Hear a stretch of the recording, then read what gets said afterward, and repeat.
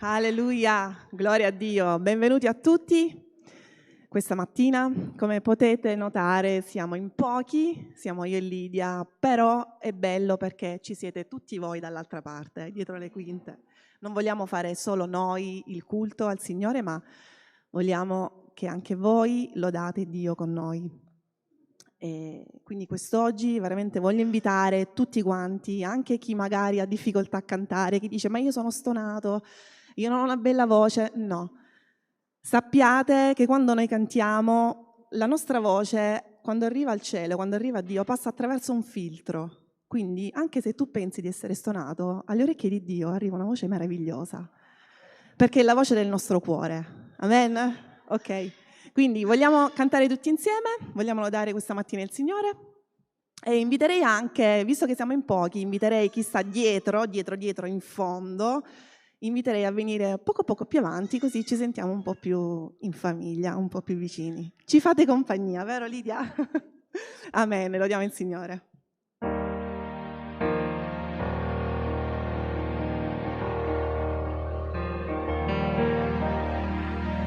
Il primo canto è tutto è possibile se fede tu hai, perché sappiamo che la nostra fede muove il braccio dell'Eterno, muove la mano del Signore, quindi cantiamolo veramente con un cuore aperto, credendo veramente in quello che noi stiamo cantando, perché tutto è possibile se noi abbiamo fede. Ricordiamoci del piccolo granello di senape. Se noi abbiamo la fede grande quanto un granello di senape, noi possiamo dire ai monti o possiamo anche dire alle diverse circostanze della nostra vita: andate via, spostatevi, e questo avverrà.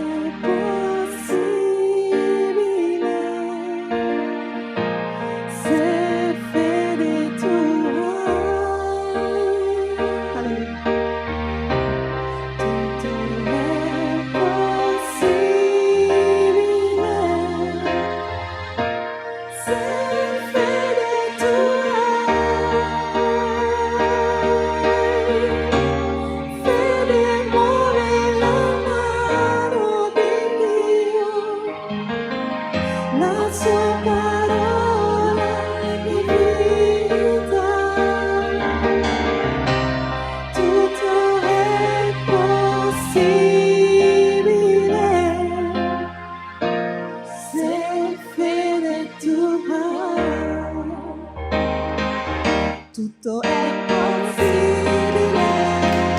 se fede tu hai. Tutto è possibile se fede tu hai.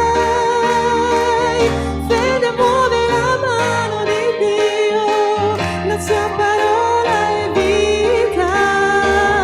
Tutto è possibile se fede tu hai. Fede muove la mano di Dio, la sua parola è vita. Tutto è possibile se fede tu hai.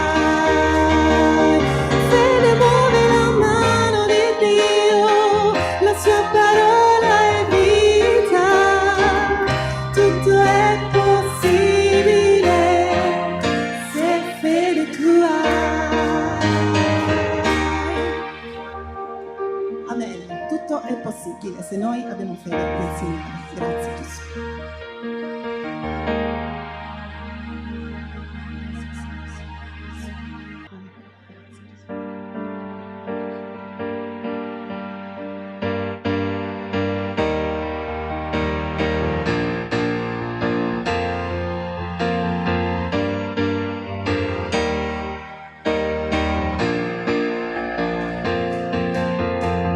Posso io danzare in libertà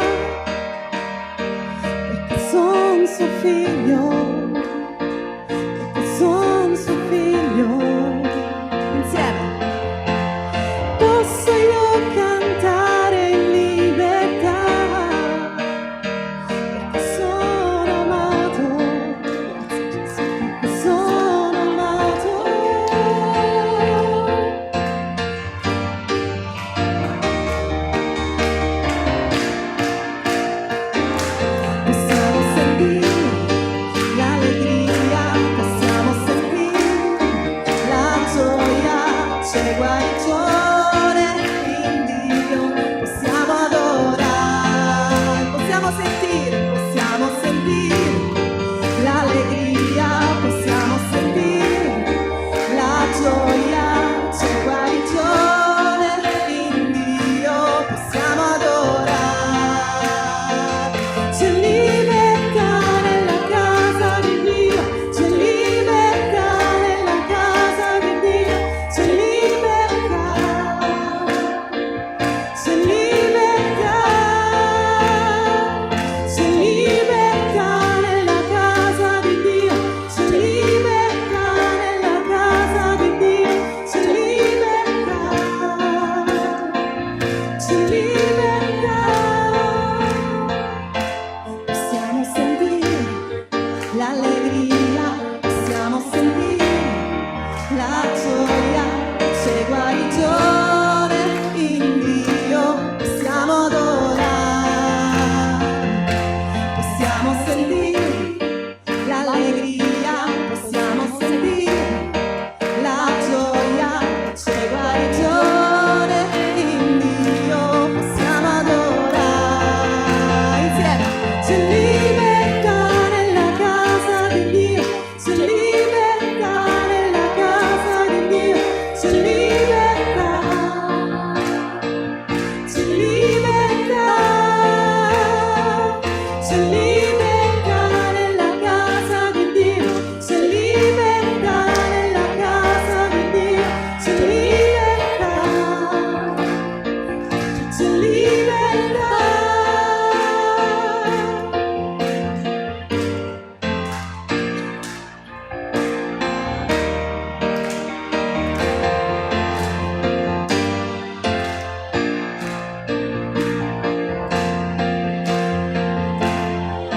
C'è libertà nella casa, c'è libertà nel danzare, c'è libertà nella casa, c'è libertà nel danzare, c'è libertà nella casa di Dio, c'è libertà nella casa di Dio, c'è libertà, c'è libertà, c'è libertà nella casa di Dio, c'è libertà nella casa di Dio, c'è libertà, c'è libertà, noi siamo liberi, siamo liberi per il suo sangue, libero sono, noi siamo liberi, siamo liberi per il suo sangue, libero sono, libero sono. Grazie Gesù, alleluia, grazie Signore, siamo liberi. Alleluia, siamo liberi nel Signore, alleluia. Grazie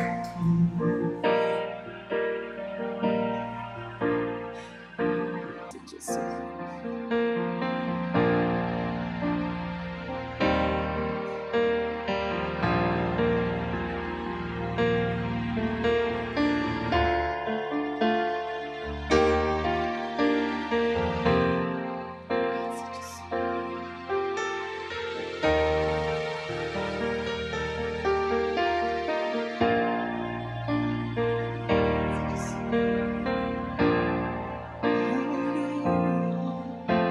Grazie Gesù. Grazie Gesù. Sei dentro me, ho perso la speranza e sento che certezze più non ho. Grazie Signore. Non temerò, ma aspetterò in silenzio.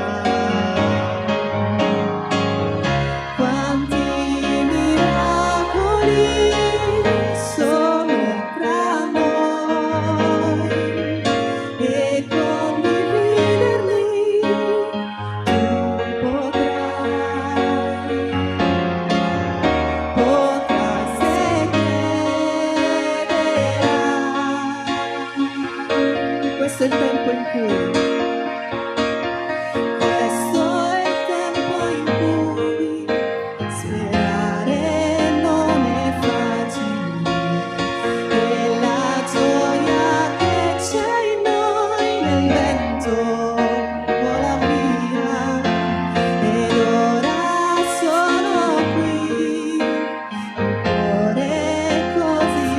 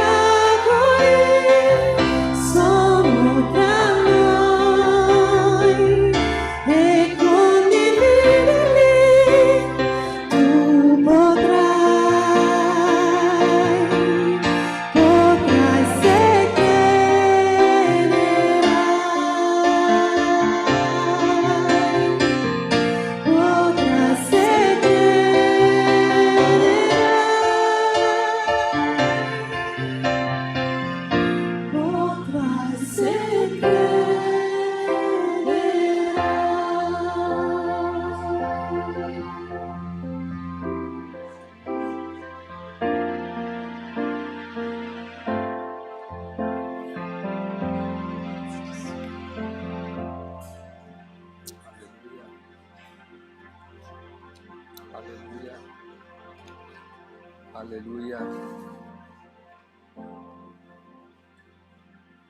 Alleluia. Grazie Gesù. Alleluia. Grazie Signore. Grazie per la tua presenza, Signore. Grazie perché tu non manchi mai all'appuntamento, Signore, con la tua Chiesa, con i tuoi figlioli. Grazie, Signore, perché come abbiamo cantato nella nostra vita, abbiamo visto e vedremo miracoli, Signore. E siamo qui a testimoniare di questo, siamo qui a testimoniare della tua fedeltà, Signore. Grazie perché la tua fedeltà e la tua bontà non si è esaurita nei nostri confronti, ma continua ogni giorno. Sempre di più, Signore, noi per questo ti ringraziamo e ti benediciamo. Benedici ancora il nostro incontro, benedici la parola che ascolteremo, benedici ogni testimonianza e ogni cosa, i nostri fratelli. Grazie, Signore, nel nome di Gesù. Amen. Amen. Buongiorno a tutti e la pace del Signore sia con tutti voi. Alleluia.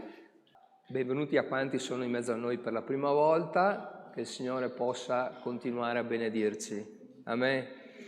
Il pastore non c'è, sappiamo che è via con dei fratelli, sappiamo che dei ragazzi giovani sono via, ma quello che ci dà sicurezza e tranquillità è che qui in mezzo a noi c'è il Signore. Amen. Gloria a Dio.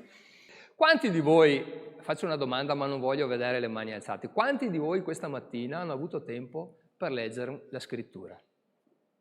Mi fermo perché di solito di domenica c'è corsa, c'è questo, c'è quello. Ebbene, leggeremo un bel passo lungo, così almeno se non avete sentito la predicazione o il consiglio della parola da parte mia, potete sempre dire ho sentito la parola di Dio in chiesa. Grazie Ottavio, amen. Allora, vi volevo portare nel Vangelo di Giovanni, a proposito di cose tristi, come diceva Antonella, il Vangelo di Giovanni parla della resurrezione di Lazzaro. E qui si parla di morte, ma anche di resurrezione. Amen. Allora, volevo leggere, tenete presente che è un periodo che il Signore mi stava mettendo in cuore questo passo. Me lo stava mettendo da tanto tempo, io più lo rileggevo, più dicevo, ma Signore, il passo è talmente chiaro, nel senso che si capisce l'avvenimento, si capisce la storia, si capisce cosa è successo. Cosa altro c'è da poter aggiungere, cosa altro c'è da poter meditare, da considerare insieme. Però voi sapete che man mano che noi guardiamo le singole parole, i momenti magari che si vengono a creare in un passo e tante altre cose, si aprono delle finestre che ci portano a fare delle considerazioni e dei ragionamenti che leggendo semplicemente il passo magari non riusciamo a vedere. Ecco, volevo portarvi al capitolo 11, vi prenderò 5 minuti 5 di lettura perché li ho cronometrati un paio di volte, ma leggeremo insieme in maniera che potete uscire di qui e potreste dire ho sentito la parola del Signore. Amen. Magari il commento un po' meno, ma la parola l'ho sentita. C'era, capitolo 11 di Giovanni, c'era un ammalato, un certo Lazzaro di Betania, del villaggio di Maria e Marta, sua sorella. Maria era quella che unse il Signore di olio profumato, gli asciugò i piedi con i suoi capelli. Lazzaro, suo fratello, era malato. Le sorelle dunque mandarono dire a Gesù, Signore, ecco, colui che tu ami è malato. Gesù, udito ciò, disse, questa malattia non è per la morte, ma è per la gloria di Dio, affinché per mezzo di essa il Figlio di Dio sia glorificato. Or Gesù amava Marta e sua sorella e Lazzaro. Come ebbe udito che egli era malato, si trattenne ancora 2 giorni nel luogo dove egli si trovava. Poi disse ai suoi discepoli, torniamo in Giudea. I discepoli gli dissero, Rabbì, proprio adesso i giudei cercavano di lapidarti e tu vuoi tornare là? Gesù rispose, non vi sono 12 ore nel giorno? Se uno cammina di giorno non inciampa, perché vede la luce di questo mondo, ma se uno cammina di notte inciampa, perché la luce non è in lui. Così parlò e poi disse loro, il nostro amico Lazzaro si è addormentato, ma vado a svegliarlo. Perciò i discepoli gli dissero, Signore, Se egli dorme, sarà salvo. Or Gesù aveva parlato della morte di lui, ma essi pensarono che avesse parlato del dormire e del sonno. Allora Gesù disse loro apertamente: Lazzaro è morto e per voi mi rallegro di non essere stato là, che crediate. Ma ora andiamo da lui. Allora Tommaso disse ai condiscepoli: andiamo anche noi per morire con lui.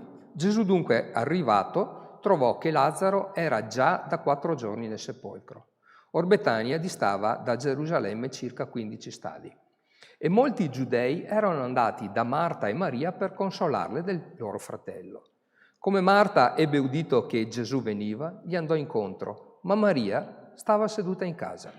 Marta dunque disse a Gesù: Signore, se tu fossi stato qui, mio fratello non sarebbe morto, ma anche adesso so che tutto quello che chiederai a Dio, Dio te lo darà. Gesù le disse: tuo fratello risusciterà. Marta gli disse: lo so che risusciterà nella resurrezione dell'ultimo giorno. Gesù gli disse: io sono la resurrezione e la vita. Chi crede in me, anche se muore, vivrà. E chiunque vive e crede in me non morirà mai. Credi tu questo? Ella disse: sì, Signore, io credo che tu sei il Cristo, il Figlio di Dio, che doveva venire nel mondo. Detto questo se ne andò e chiamò di nascosto Maria, sua sorella, dicendole: il Maestro è qui e ti chiama. Ed ella, udito questo, si alzò in fretta ed andò da lui. Or Gesù non era ancora entrato nel villaggio, ma era sempre nel luogo dove Marta l'aveva incontrato. Perciò i discepoli che erano in casa con lei e la consolavano, vedendo che Maria si era alzata in fretta ed era uscita, la seguirono, supponendo che si recasse al sepolcro a piangere. Appena Maria fu giunta dove era Gesù e lo ebbe visto, gli si gettò ai piedi dicendole: Signore, se tu fossi stato qui, mio fratello non sarebbe morto. Quando Gesù la vide piangere e vide piangere anche i giudei che erano venuti con lei, fremette nello spirito, si turbò e disse: dove l'avete deposto? Essi gli dissero: Signore, vieni a vedere. Gesù pianse. Perciò i giudei dicevano: guarda come lo amava. Ma alcuni di loro dicevano: non poteva lui che ha aperto gli occhi al cieco far sì che questi non morisse? Gesù dunque, fremendo di nuovo in se stesso, andò al sepolcro. Era una grotta e una pietra era posta all'apertura. Gesù disse: togliete la pietra. Marta, la sorella del morto, gli disse: Signore, egli puzza già perché siamo al 4° giorno. Gesù gli disse: non ti ho io detto che se credi vedrai la gloria di Dio? Tolsero dunque la pietra. Gesù, alzati gli occhi al cielo, disse: Padre, ti ringrazio perché mi hai esaudito. Io sapevo bene che tu mi esaudisci sempre, ma ho detto questo a motivo della folla che mi circonda, affinché credano che tu mi hai mandato. Detto questo, gridò ad alta voce: Lazzaro, vieni fuori! E il morto uscì con piedi e le mani avvolte da fasce e il viso coperto da un sudario. Gesù disse loro: scioglietelo e lasciatelo andare. Perciò molti dei giudei che erano venuti da Maria e che avevano visto ciò che egli aveva fatto credettero in lui. Ma alcuni di loro andarono dai farisei e raccontarono loro quello che Gesù aveva fatto. Abbiamo sentito la parola del Signore. Amen. Inizia così: c'era un uomo ammalato e sappiamo che era Lazzaro. La malattia è un qualcosa che prima o dopo arriva a ciascuno di noi, grande o piccola che sia. Noi ci auguriamo sempre di non avere problemi, di non avere malattia, ma in questo caso ci dice che c'era un uomo ammalato. In questo caso abbiamo visto che era Lazzaro.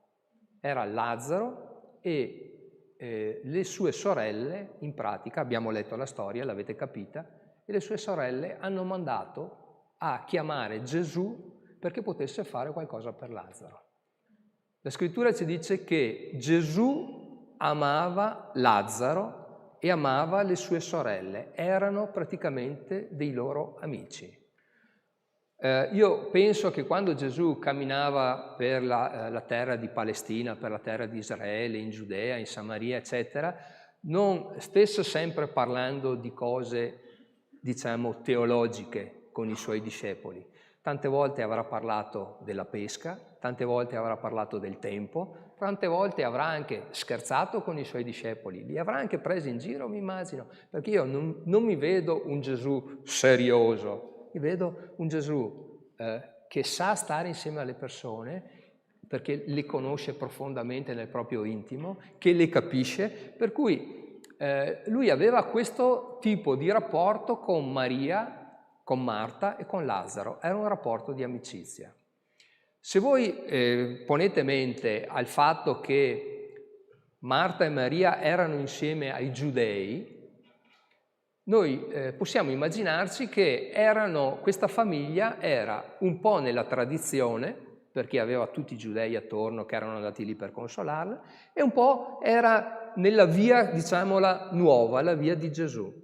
Perché? Perché avevano visto, avevano sentito e avevano toccato con mano qualcosa di particolare. Vi ricordate che ancora in un episodio precedente, Maria era quella che si era seduta ai piedi di Gesù e l'aveva ascoltato, perché voleva sentire cosa diceva Gesù.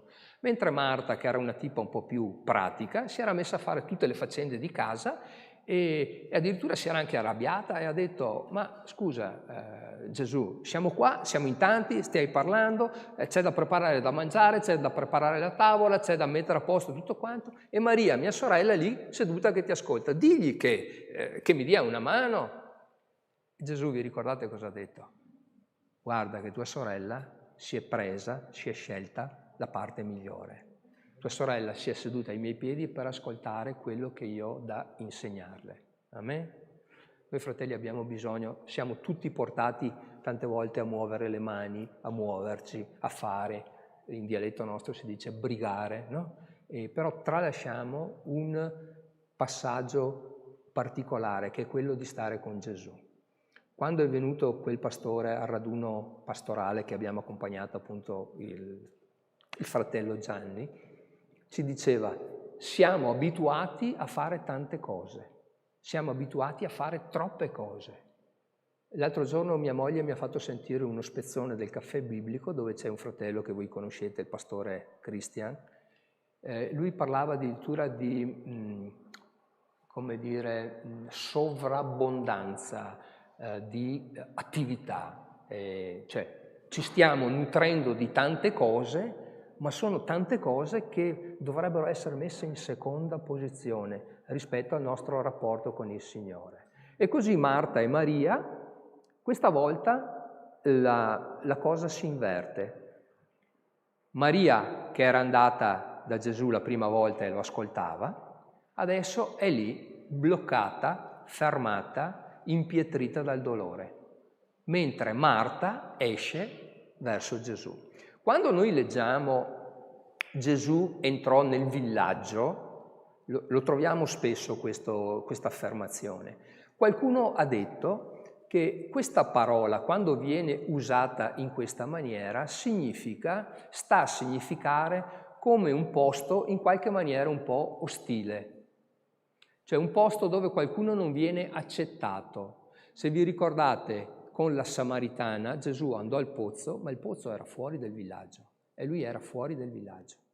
Quando noi troviamo la parola villaggio, qualcuno ha detto guardate che è un luogo che normalmente viene considerato come nemico, se no magari si legge di entrò nella casa che era dentro il villaggio. Bene, Gesù viene avvisato che il suo amico, non troviamo in altri posti, se non magari un riferimento a Giovanni, che era l'apostolo che Gesù amava, che dormiva anche, si appoggiava sul suo petto, ma nelle scritture non vediamo di altre persone che sono chiamate amico particolare di Gesù. Ecco, Lazzaro era un amico particolare di Gesù.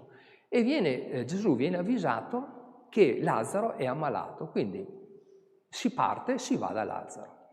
Allora, una cosa, Gesù parte 2 giorni dopo, perché quando riceve la notizia è il secondo giorno, ma quando arriva in pratica è il quarto giorno. Lui lo dice chiaramente, questo passaggio io l'ho fatto perché sia data gloria a Dio, si veda che la gloria appartiene al Signore. Amen? Dall'altro canto vediamo invece la semplicità di quelli che sono i discepoli che sono con Gesù. Allora, Lazzaro sta dormendo, dice Gesù, e Tommaso dice, Signore, andiamo a dormire insieme con lui? Anche noi andiamo a dormire? Se sta dormendo vuol dire che sta bene. Allora Gesù gli rispiega, gli dice, guarda, Tommaso, detto Didimo, Lazzaro non sta dormendo, Lazzaro è morto. Didimo vuol dire gemello. Tommaso molto probabilmente aveva un gemello che credo fosse stato nelle scritture, fosse stato Matteo. Tante volte, sapete, leggiamo delle parole e non capiamo neanche il significato e il senso, perché sono un po' lontane da noi.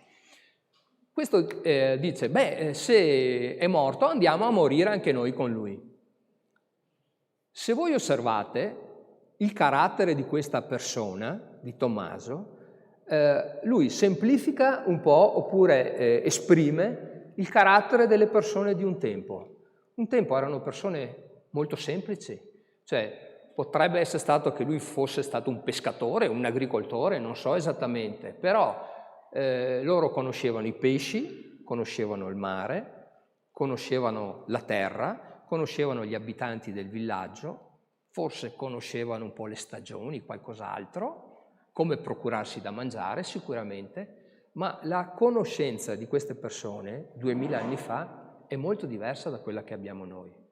È scritto nella parola che negli ultimi tempi la conoscenza aumenterà, gli uomini aumenteranno. Noi abbiamo delle percezioni, se voi fate un'introspezione, se vi guardate un po' dentro, abbiamo delle percezioni, abbiamo delle sensazioni, delle cognizioni che sono forse più profonde rispetto a quelle degli apostoli di 2000 anni fa.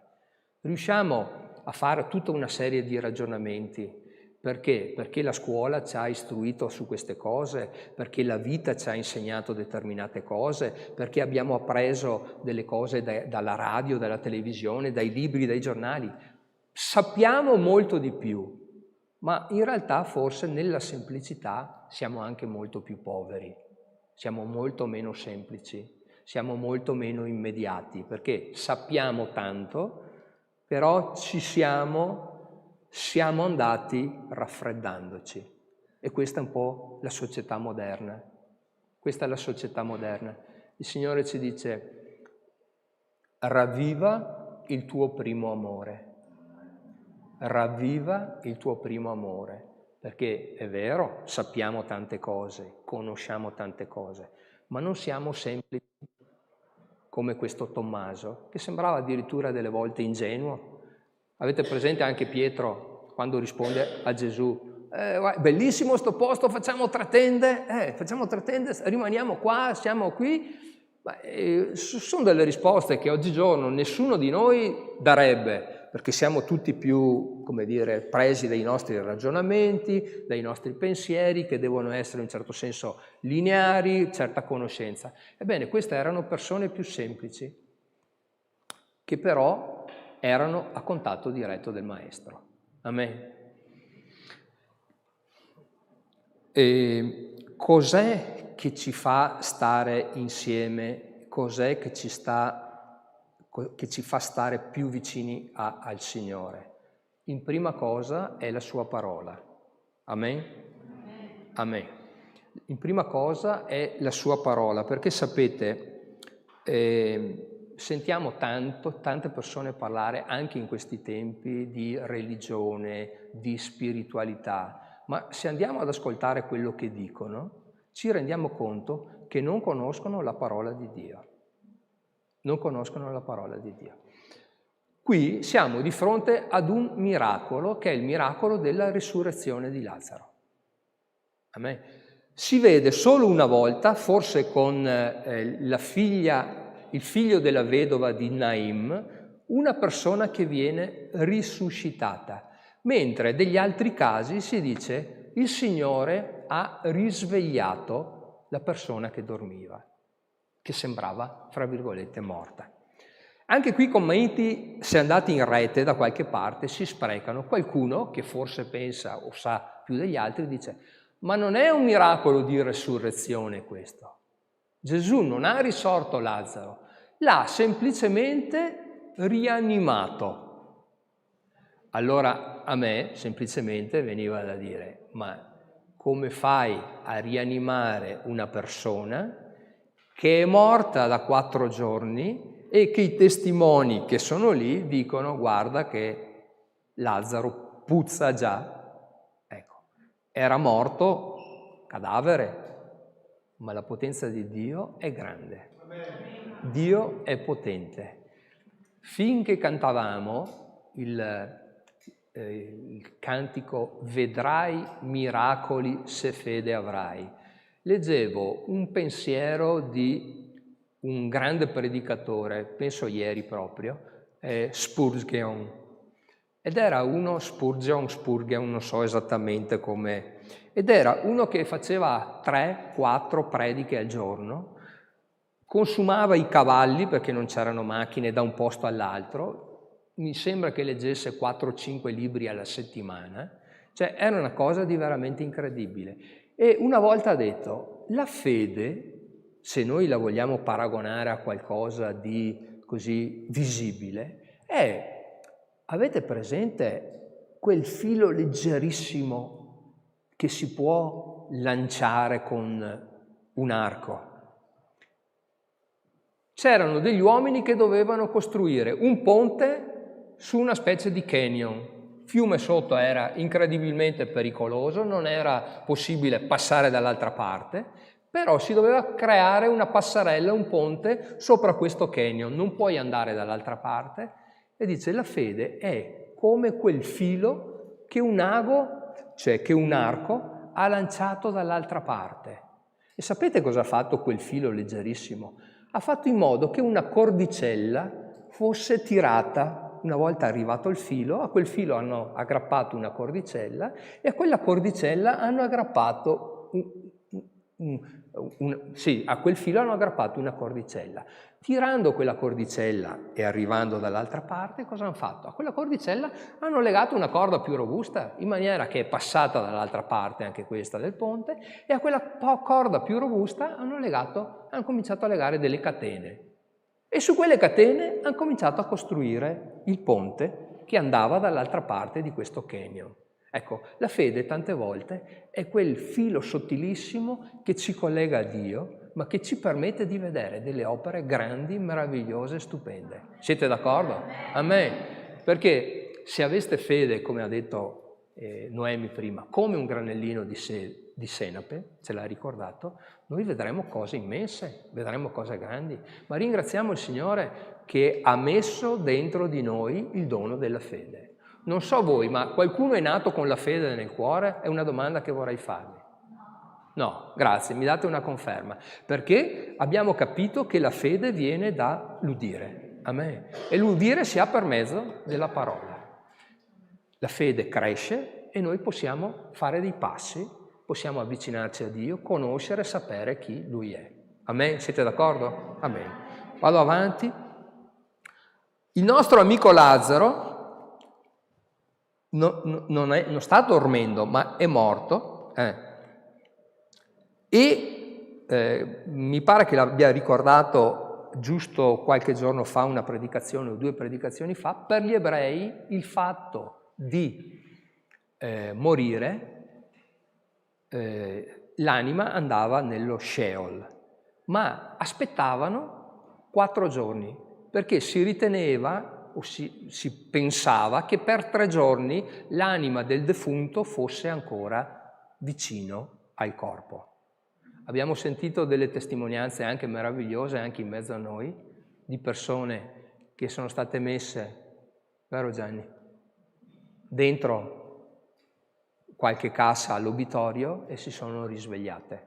Amen. Il Signore è potente. Il Signore ci fa vedere cose grandi. Se non la sapete, fatevi raccontare la testimonianza del nostro fratello Gianni che è in mezzo a noi. Puoi alzare la mano, Gianni, che perché qualcuno magari vorrà venire a chiederti qualcosa di particolare. Io ho avuto grazia di sentire la sua testimonianza insieme ad altri fratelli, eravamo in 2 macchine e ci siamo raccontati la testimonianza per penso una mezz'ora al telefono. E Gianni ci spiegava per filo e per segno cosa era successo nella sua vita. L'hanno trovato morto, l'hanno portato all'obitorio, ma dall'obitorio lui è uscito, perché il Signore gli ha dato vita ancora. E gli ha detto, guarda, non è ancora la tua ora. È vero, Gianni? Amen.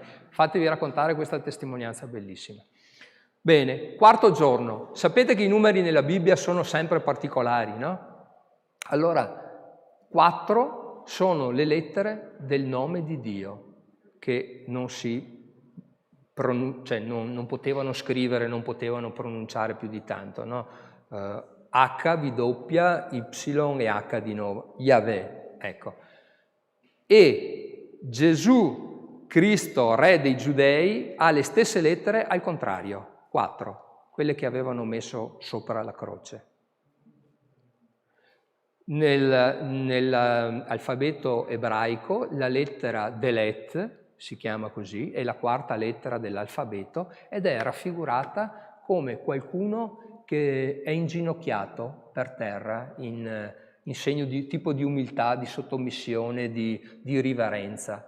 Tant'è, come dire, di annullamento, tant'è che Delet si scrive in inglese, vuol dire cancellato, è giusto? Ecco. Tanto per dire che c'è dietro ogni numero c'è un senso e un significato anche nella parola di Dio. Noi purtroppo non lo sappiamo, non le sappiamo tante cose, perché noi parliamo anche di usiamo tante parole. Immaginatevi Paolo che parlava il greco, parlava l'ebraico, avrà saputo l'aramaico, ma sapeva anche il latino. Al tempo avremmo detto era un poliglotta. Cioè, quanti di noi sanno 4 lingue? Ma queste sono anche 4 lingue importanti. Cioè non è che siano francese, spagnolo e italiano che magari si assomigliano, sono proprio lingue completamente diverse, ma con le parole, con il senso della parola noi capiamo tante cose. Adesso permettetemi, uso una parola fra le tante, no? Pensavo stamattina, idiota sembrerebbe un'offesa, normalmente viene intesa come un'offesa. Per i greci la parola idiota voleva semplicemente dire uno che non si occupa un po' degli affari degli altri, cioè uno che non si dà da fare per la comunità, uno che non si occupa della politica, per modo di dire, no? Uno che non si occupa dell'andamento della città, che per loro, per i greci, che erano politeisti, era uno dei significati più importanti della vita. Cioè quando io mi occupo del bene vostro, sto facendo una cosa che è valida, che è importante, però per i greci un idiota era una persona che non si occupava di queste cose. Noi conosciamo la parola idiota come una cosa dispregiativa, quasi come un'offesa, no? Per cui sapere il significato delle parole tante volte è molto importante, perché noi troviamo delle parole anche nella scrittura, oltre che delle abitudini, delle usanze, che se non le conosciamo non ci fanno comprendere appieno quello che noi stiamo leggendo, quello che stiamo meditando. In questo caso parliamo della resurrezione di Lazzaro, perché Lazzaro è morto. Allora qui possiamo fare una considerazione. Prima o dopo, tutti quanti dobbiamo lasciare questo mondo. Io sono arrivato a una certa età, l'altro giorno vi ringrazio, mi avete fatto gli auguri, ho fatto questi anni qua, 66. Scusatemi, non sono, tante volte non scrivo nel gruppo auguri, perché voi sapete che col telefono non ho un buonissimo rapporto. Però, se conto gli anni della mia vita, scopro che io ho già passato metà della mia vita, ho già passato 3/4 della mia vita. E magari domani anche non ci sono più. E allora dobbiamo anche imparare davanti a queste cose a usare bene i nostri giorni. Ci sono 12 ore, abbiamo letto, nel giorno per camminare con la luce e 12 ore sono per camminare nelle tenebre. Una volta non c'erano lampadine, non c'erano riflettori, non c'erano le automobili con i fari e la gente camminava. Hai trovato il versetto del Salmo 119, Luca? Ecco.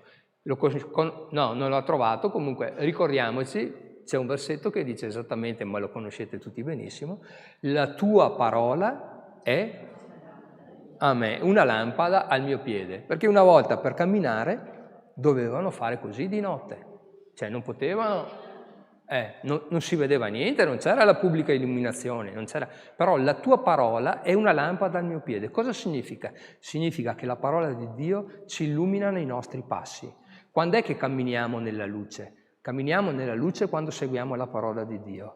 Quando è che camminiamo nelle tenebre?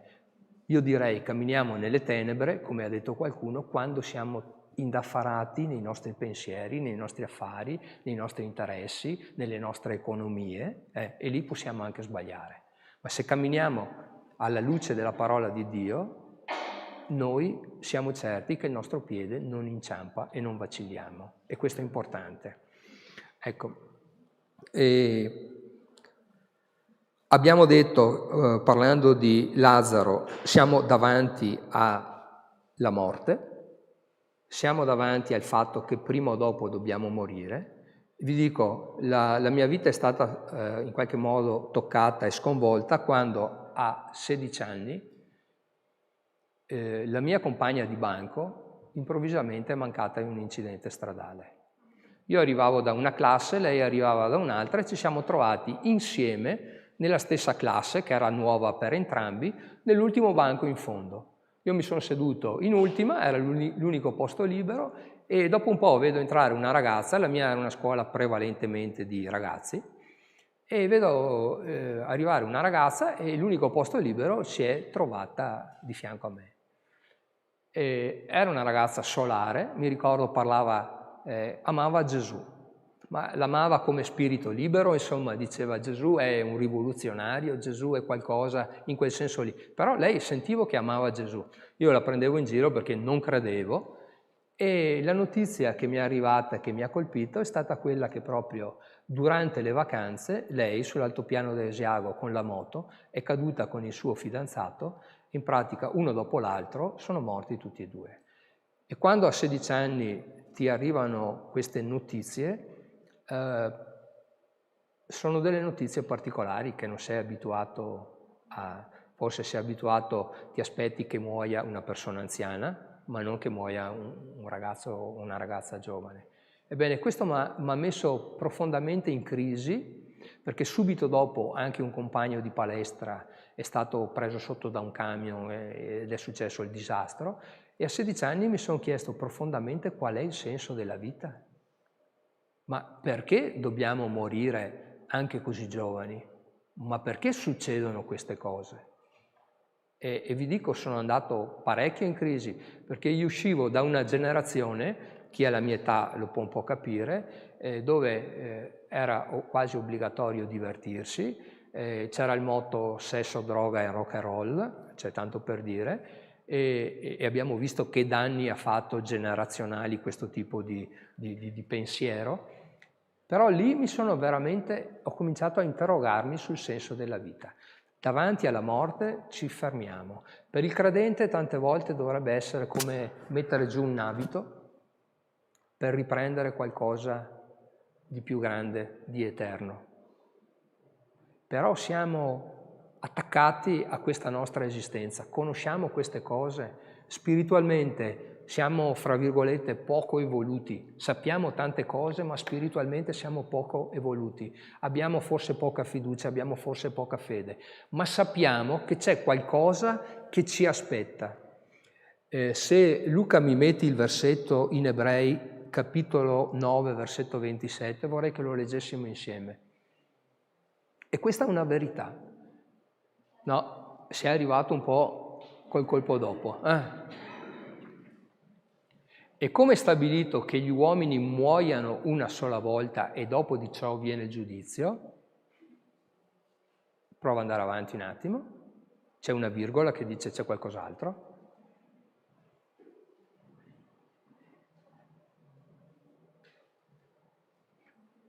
È stabilito che gli uomini muoiano una sola volta. C'è una bugia che sta girando in questi tempi, molto grossa. Si parla di reincarnazione. Avete mai sentito parlare di reincarnazione? Avete mai sentito parlare di karma? Cioè le religioni orientali, no? Eccetera.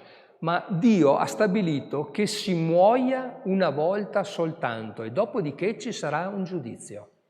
Non puoi dire, ma questa vita va così, alla prossima cercherò di rimediare perché c'è questo tipo di pensiero, c'è questo tipo di filosofia, questo tipo di reincarnazione.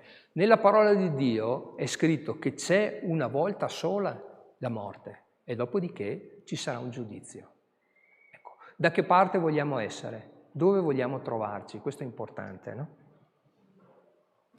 Marta va incontro a Gesù e fa la sua professione di fede.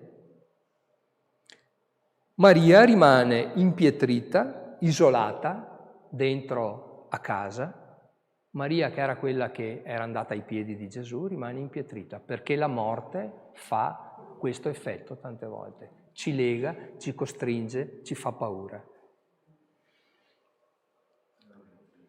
Ma noi sappiamo che c'è qualcuno che ha vinto la morte. Gesù fa il miracolo con Lazzaro, va alla tomba, anche se puzza già, quindi è in decomposizione, e qui vediamo la potenza di Dio. La potenza di Dio che con la parola Lazzaro vieni fuori, Lazzaro esci. Ogni cosa è stata fatta con la parola. Gli uomini hanno visto, hanno sentito tante cose, la luce è venuta nel mondo, ma gli uomini hanno preferito stare nelle tenebre. Sapete, in questi tempi si sente parlare molto di luce, di spiritualità, di parola, perché sono cose che permeano tutta la nostra vita, tutta la nostra esistenza. Ma sono cose veramente che tante volte delle quali noi non capiamo neanche il significato e l'esistenza.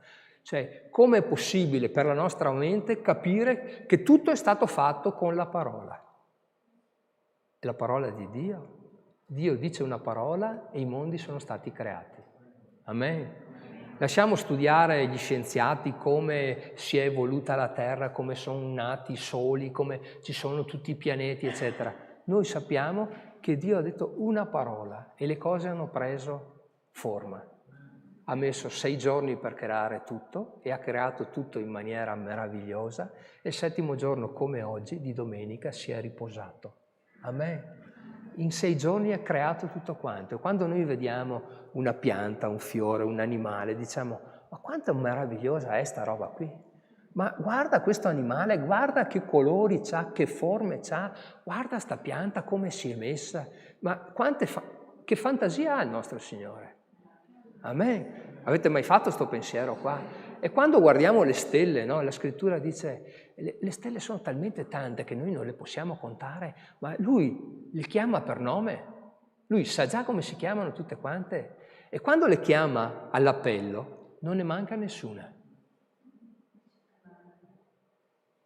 Io credo che se noi stessimo qua per 100 esistenze a testa, cioè 100 volte le nostre vite, e cominciassimo a nominare tutti i soli, i pianeti, le costellazioni, neanche le avremmo chiamate tutte quante. Perché, guardate, l'universo, cioè per chi l'ha studiato, per chi l'ha visto, è qualcosa di enorme, di grandissimo. Noi siamo qui su questa Terra, già pensate che il Sole è più grande della Terra, ma ci sono dei pianeti e delle cose che sono forse migliaia di volte più grandi del Sole. E noi non le vediamo, non le conosciamo, ma il Signore le conosce. Quanto grande è questo Dio? Amen. Quanto grande è questo Dio che non ci chiama più servi, ci chiama amici. Come chiama Lazzaro? Sei il mio amico? Lazzaro, sei il mio amico. E così io ti chiamo, tu sei mio amico. Non vi chiamo più servi, perché i servi non sanno quello che vuole o sa il padrone. Ma io vi chiamo amici. Abbiamo un Dio meraviglioso che attraverso Gesù, che è venuto su questa terra, ha preso forma di uomo, ha sofferto per noi. Leggiamo questo versetto qua, Filippesi 2, versetto 8, grazie. Gesù fu trovato esteriormente come uomo. simile a un uomo, abbassò se stesso divenendo ubbidiente fino alla morte e alla morte della croce. Riusciamo ad andare avanti, che è ancora, perciò anche Dio lo ha sovranamente innalzato e gli ha dato un nome che è al di sopra di ogni altro nome, affinché nel nome di Gesù si pieghi ogni ginocchio delle creature o cose celesti, terrestri e sotterranee. Qui da noi è scritto le cose che sono sulla terra, sotto la terra e nei cieli. Amen. Quanto meraviglioso è il nome di Gesù.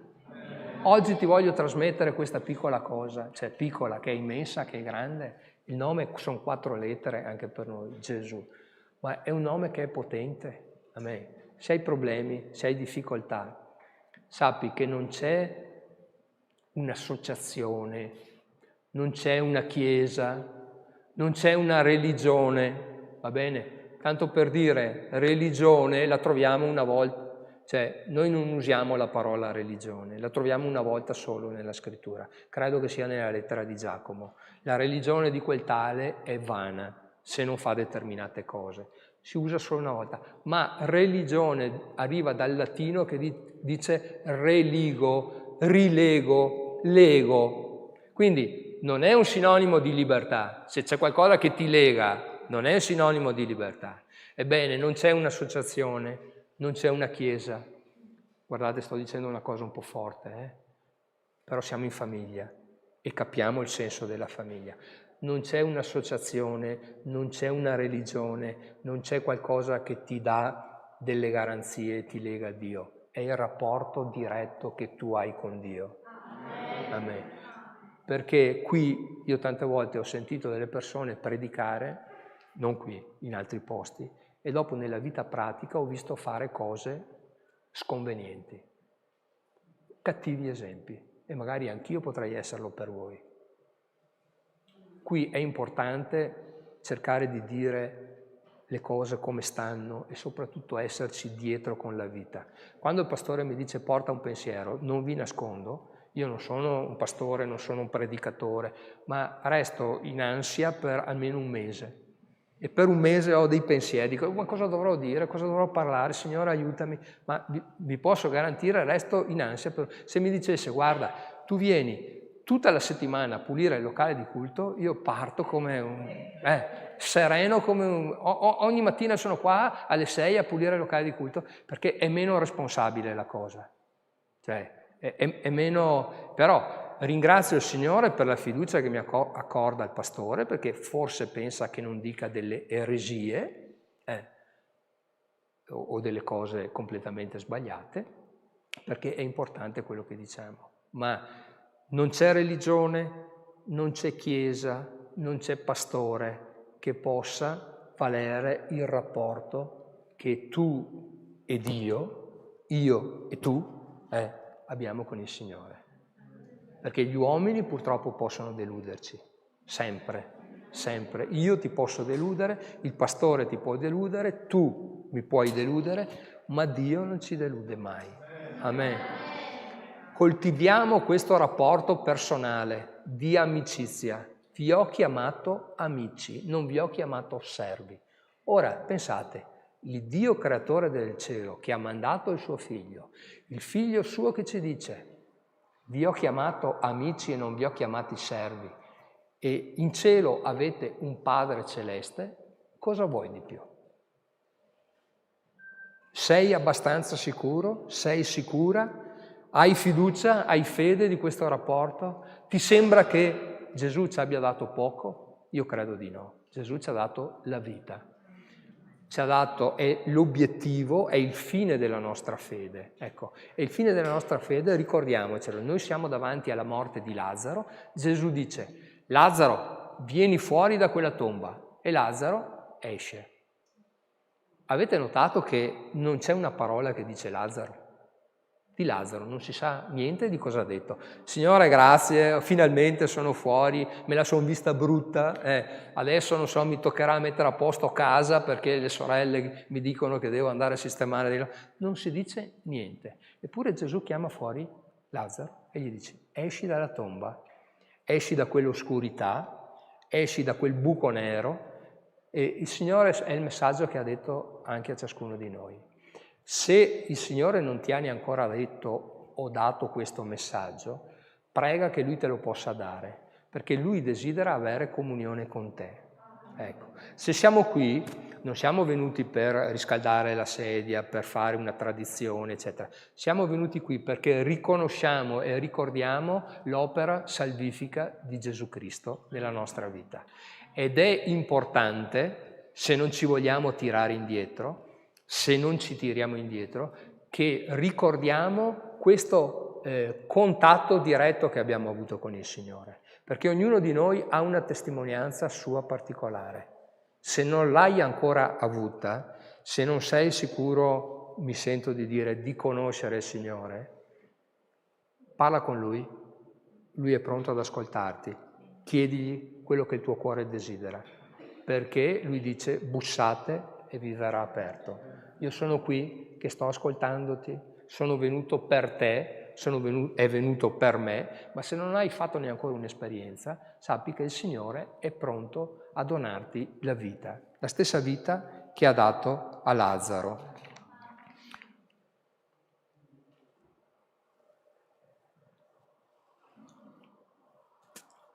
Io concluderei, giusto a mezzogiorno, l'Efesini capitolo 2, al versetto 1.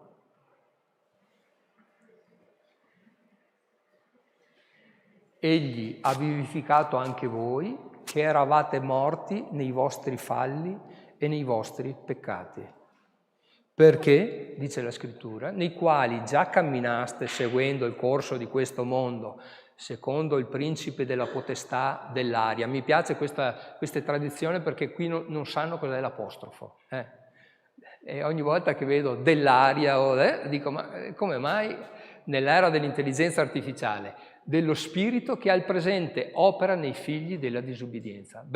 Nei quali, cioè voi avete già camminato nel mondo. È una nostra testimonianza, sappiamo già cosa c'è nel mondo, ma sappiamo cosa vuol dire uscire dalla tomba, uscire a nuova vita, accettare Gesù nella propria vita e vivere della vita che Dio ci dà. Ecco, io mi fermo qua, credo di aver condiviso il mio pensiero, posso solo dirvi, fratelli e sorelle, che il Signore vi benedica tanto. Vi voglio bene, ma so che ci vogliamo bene, dobbiamo andare avanti insieme,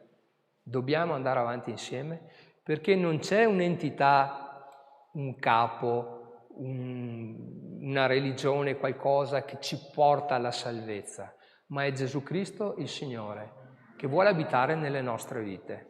È l'ancora di salvezza per ciascuno di noi. Soprattutto anche per i giovani, non ci sono, vedo solo una ragazzina qua in mezzo a noi, ma se tu sai qual è il valore di Gesù nella tua vita, sicuramente la tua vita prenderà valore, prenderà senso. Salutiamo anche tutti coloro che ci hanno ascoltato da casa, i fratelli, le sorelle che non hanno potuto essere insieme con noi. Preghiamo per i bisogni. Questa settimana abbiamo sentito che c'è stato anche un bisogno per il fratello della sorella Chetti. Amen. Abbiamo novità? No, nessuna. Continuiamo a pregare. Con la sorella Chetti, come ha detto anche Gianni, ci conosciamo da 40 anni. Che il Signore ci possa portare avanti. Vi auguro una buona domenica a tutti quanti e cantiamo un cantico. Prossima volta facciamo predicare la Noemi, va bene? Quando lei parte con il suo strumento,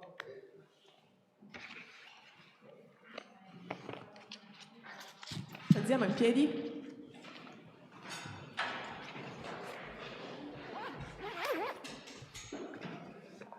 E dopo chiederei al fratello Ottavio se viene qui a concludere in preghiera. Fratello Ottavio, se vieni qui, concludi in preghiera. Amen.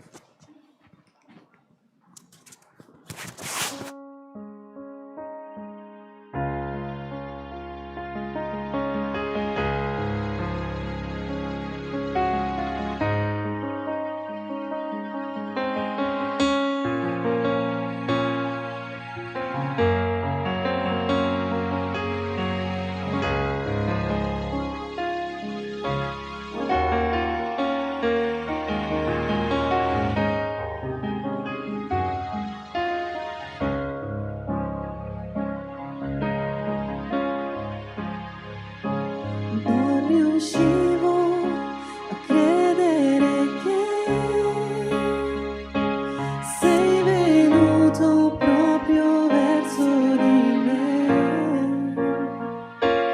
Mi hai cercato, mi hai trovato, attirandomi a te, al cuore tuo, e l'immensa grazia dentro di te l'hai mostrata sulla croce per me.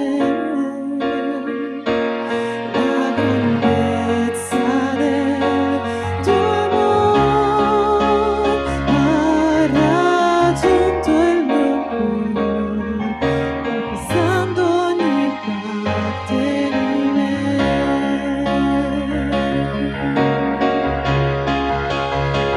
Non potrò mai ricambiare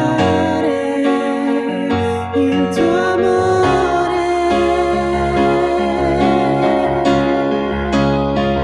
ma posso solo darti tutto il mio cuore, Signore.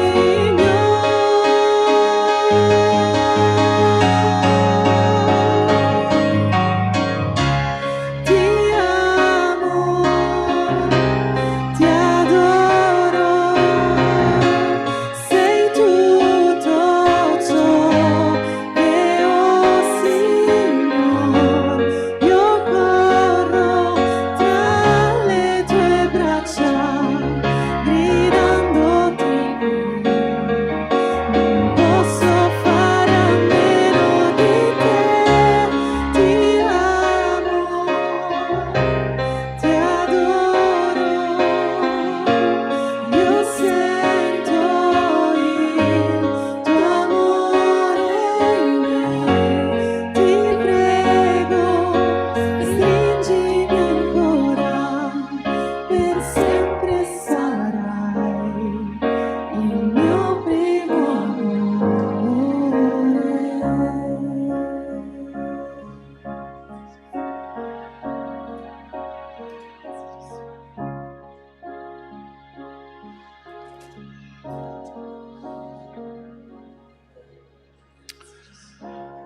Grazie Spirito Santo che oggi hai parlato in profondità ai nostri cuori, Signore.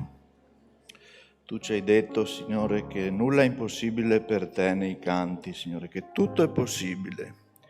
Ci hai detto che vedremo miracoli, Signore. Signore, ci hai detto anche che ci rialzerai quando stiamo cadendo, Signore. Signore, in questa parabola nessuno aveva tanta fede in Gesù, a dire il vero, perché i suoi discepoli avevano paura di essere lapidati, Maria e Marta non credevano, ma Signore, nessuno ti può fermare, Signore. Signore, tu sei la luce che stava arrivando da Lazzaro. Hai detto agli altri camminate nella luce, quella luce eri tu, Signore. E se c'è qualcuno stamattina, Signore, che è sfiduciato, perché capita a tutti, Signore, io ti prego, Signore, che possa comprendere che nessuno ti può fermare e che la luce sta arrivando. Tu non eri in ritardo, Signore, eri al momento giusto. Grazie, Signore. Benedici questa settimana. Benedici, Signore, ogni situazione, Signore, ogni fratello, ogni sorella, ogni uomo sulla faccia della terra, Padre, nel nome di Gesù.